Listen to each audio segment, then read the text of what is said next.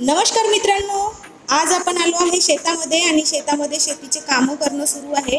शेत नांगरून तयार झालेलं आहे आणि शेतात आता सरी बनवणं सुरू आहे मातीच्या आणि त्या सरींवर सोयाबीन, कापूस, तूर याची लागवड करण्यात येणार आहे।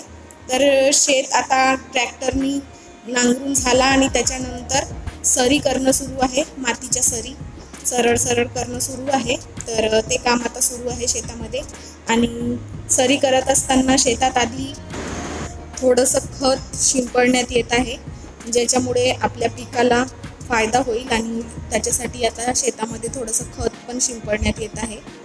खत पेरणं पण म्हणू शकता आपण याला। तर खत घेऊन असं जमिनीवर फेकण्यात येत आहे, जसं ते पसरलं पाहिजे या पद्धतीने फेकण्यात येत आहे।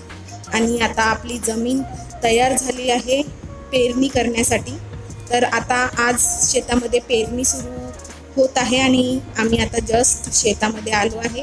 तर आपल्याकडे पेरणीसाठी एक यंत्र आहे ज्याला टोकन यंत्र म्हणतात आणि त्या यंत्राच्या साहाय्याने आपल्याला इथे पेरणी करायची आहे। टोकन यंत्राने पेरणी करण्यात येत असताना आपण शेतामध्ये ज्या सरी बनवल्या त्या सरीमधला अंतर आहे 2 फूट आणि टोकन यंत्राने आपण जेव्हा पेरणी करतो तेव्हा बियाणं 6-6 इंचाच्या अंतरावर जमिनीत पेरल्या जातात आणि त्यामुळे जी रोपं निघतात, आपली सोयाबीनची रोपं निघतात, झाडं निघतात, त्याच्यामध्ये हवा खेळती राहते, सूर्यप्रकाश मिळतो त्यांना आणि आपल्याला जेव्हा खत मारायचं असेल ते सुद्धा त्यांना व्यवस्थित मिळते।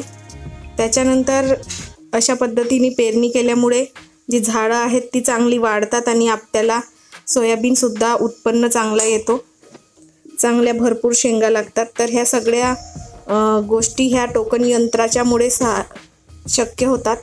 आणि आता आपण बघू शकता सरीच्या दोन्ही बाजूला पेरणी होत आहे टोकन यंत्राच्या साहाय्याने।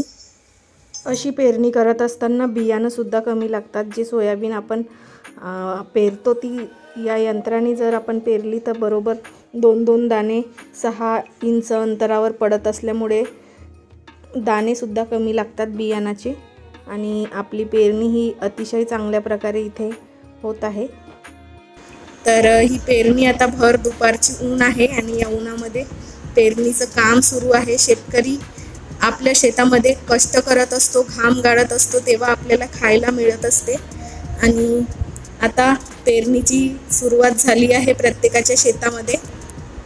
तर हळूहळू मी करत आहे आणि याच्यामध्ये आता पेरणी सुरू आहे। 10 बायांचं काम एकटा यंत्र हा करू शकतो। जर आपल्याला वेळेवर हंगामाच्या वेळेवर आपल्याला बाया मिळत नाही पेरणी करायला तर त्याच्यासाठी हे यंत्र अतिशय उपयुक्त आहे। कारण की प्रत्येकाच्या शेतीमध्ये पेरणीची धावपळ असते। सगळ्यांना वाटते की आपली पेरणी वेळेत झाली पाहिजे तरच आपल्याला पीक वेळेत आपल्या शेतामध्ये उगवेल आणि त्याच्यामुळे सर्वजण आपापल्या पेरणीसाठी धावपळ करत असतात। आपल्या शेतात महिला आल्या पाहिजे पेरणी करायला असं सगळ्यांना वाटत असते आणि त्यामुळे बऱ्याच लोकांना पेरणी करायला महिला मिळत नाही। तर अशा वेळेस ह्या टोकन यंत्राचा उपयोग करून व्यवस्थित आणि एकदम चांगल्या पद्धतीने तुम्ही आपल्या शेतामध्ये सोयाबीनची, तुरीची आणि कापूसची, ज्याला आमच्या एरियामध्ये पराठी म्हणतात, त्याची पेरणी करू शकता। या मशीनमध्ये वेगवेगळ्या सेटिंग दिल्या आहेत। तुम्हाला किती अंतरावर बी पेरायचं आहे तशी तुम्ही सेटिंग करून ह्या यंत्राने पेरणी करू शकता। तुम्हाला हे टोकन यंत्र कसं वाटलं हे आम्हाला कमेंट करून नक्की सांगा आणि तुमच्या शेतामधल्या पेरण्या झाल्या की नाही, तुमच्याकडे पाऊस कसा येत आहे हे सुद्धा आम्हाला कमेंट करून नक्की सांगा आणि आपल्या आवडत्या भिवापुरी मिरची व्लॉग्स चॅनलला सबस्क्राईब करा। धन्यवाद।